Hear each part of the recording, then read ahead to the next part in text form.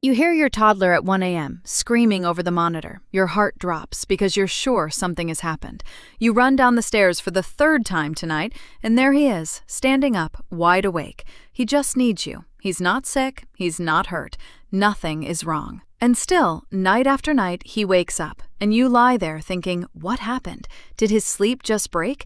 Why is he waking up now? But here's what nobody tells you. Nothing happened, and there is nothing wrong with him. Once you understand what's really going on while he sleeps, these 1 a.m. wake-ups stop being a mystery you dread, and they start being something you can actually fix. Everybody wakes up at night. You do, I do, a few times every night, more than you'd ever remember in the morning. We float up close to waking, shift around, and drop right back down. Your toddler does the exact same thing, so the question was never why he wakes up, because waking up is normal. The real question is whether he can get himself back to sleep on his own. Think about how you fall asleep, with your pillow, your blanket, your spot. If you woke up at 2 a.m. and they were gone, you'd sit up and go looking. It's like waking up and your partner isn't there. You get up, you go find them. You can't just settle. That's your toddler. If he fell asleep being rocked or nursed or with you lying on the floor beside him, then you are his pillow. And when he wakes up at 1 a.m. and his pillow is gone, he calls for it. He's not manipulating you. He just woke up the way everybody does. And the thing he needs to fall back asleep is you. Which means this was never a behavior problem. It's a skill he hasn't learned yet, falling asleep on his own. And a skill is something you can teach. He used to sleep beautifully. And then, all of a sudden, it fell apart around age 2. It has a name, the 2-year sleep regression, and it is not a regression in him.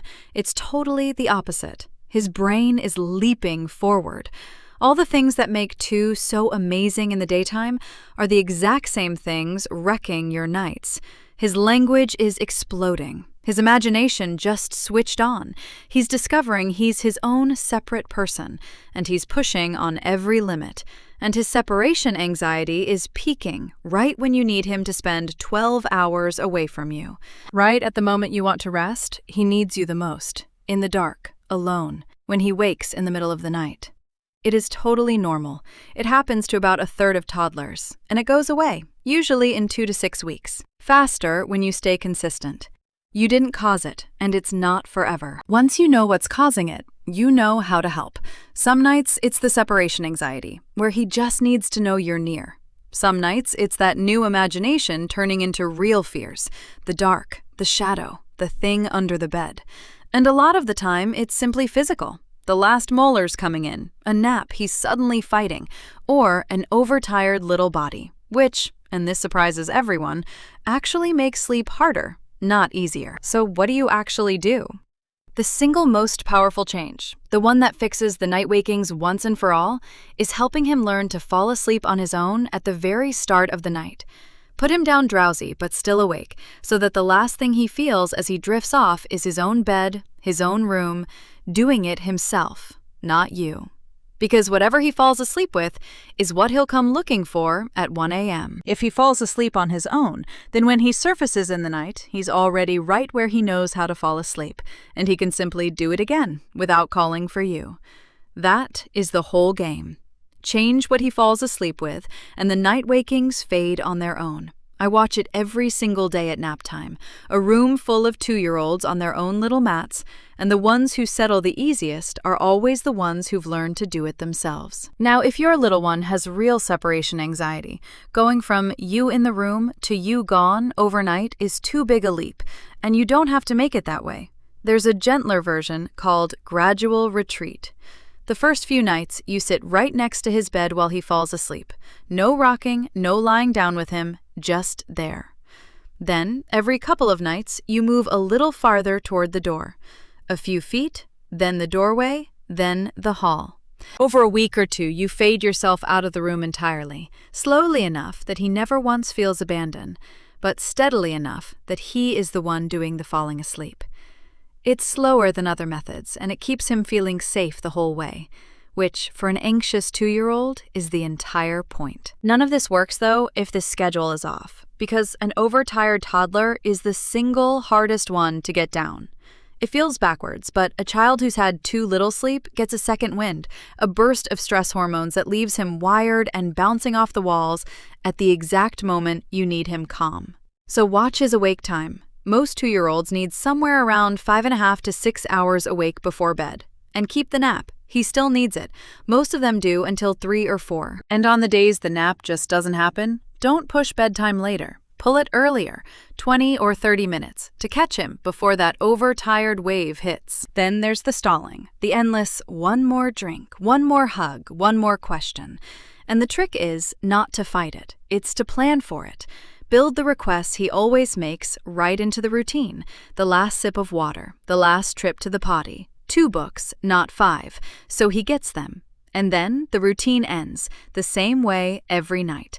Give him small choices along the way, the green pajamas or the yellow ones, this book or that one, so he gets to feel some control over a bedtime he can't actually opt out of. And if he keeps popping back out, there's a wonderful little tool called the bedtime pass. 1 card, and he can trade it in for a single trip out of bed a night, for any reason, a hug, a drink, anything. And once it's used, it's used. It hands him the control he's reaching for, and it quietly ends the back and forth. Because now, getting out of bed is his 1 card to spend, not a fight to keep having. For the fears, because that big new imagination is real to him, take it seriously without feeding it. A comfort object he picks himself, a soft blanket or a bear, something that's his anchor when you're not in the room. A dim, warm nightlight, not bright, just enough to soften the dark. And in the daytime, when everyone's calm, play in his room. Make it a happy place, so his bed isn't only the spot where you leave him every night. All of that, plus a small pocket of one-on-one time with you during the day, does more for a scared, clingy sleeper than anything you can do at 2 a.m. Because a child whose tank is full has so much less to protest about when the lights go out. And keep him in the crib as long as you safely can, closer to 3, a sleep sack instead of a big kid bed, because the moment he can climb out, bedtime becomes a whole new negotiation his self-control just isn't ready for yet. 2 things quietly make all of this worse, and both come straight out of pure exhaustion, so there's no judgment here. The first is inventing a brand new crutch in the middle of the night. Because at 3 a.m. you will do anything to make it stop, and lying down with him, or bringing him into your bed, or rocking him again, it works, tonight, but his brain files it away as the new way to fall asleep. And now, that becomes the thing he wakes up needing tomorrow, and the night after that. You're not failing when you're tempted, you just deserve to know that the quick fix at 3 a.m. is often what builds the next 3 a.m. wake-up. The second is changing the plan every night, holding firm one night and caving the next because you're completely wrecked. And to him, that isn't 2 different nights. It's a slot machine. And a slot machine is the single most effective thing ever invented at teaching someone to keep pulling the lever. Pick your approach and let it be boring and the same, because the sameness is the part he actually learns from. And hold on to this, because it's the part that carries you through. A regression is temporary, 2 to 6 weeks, but only if you let the new pattern settle instead of switching plans every time it's hard. It will very likely get worse for a night or 2 before it gets better. And that's normal. That's not a sign it isn't working. And then, somewhere in week 2 or 3, you'll notice that he stirred at 1 a.m. and you froze, bracing for the scream. And it never came, because he rolled over and put himself back to sleep, on his own, in the dark, without needing you at all. That's the skill you gave him, not a trick that works for a week, a thing he will know how to do for the rest of his life. So the next time that screen comes at 1 a.m., I hope it lands just a little differently, because now you know it isn't a problem with your child. It's a small person who woke up the way every one of us does and is still learning how to get himself back to sleep. That isn't something to fix. It's something to teach, gently, patiently, night by night. If you want more of what's really going on behind your toddler's hardest moments, from someone who spends all day with them, subscribe, and I'll see you in the next one.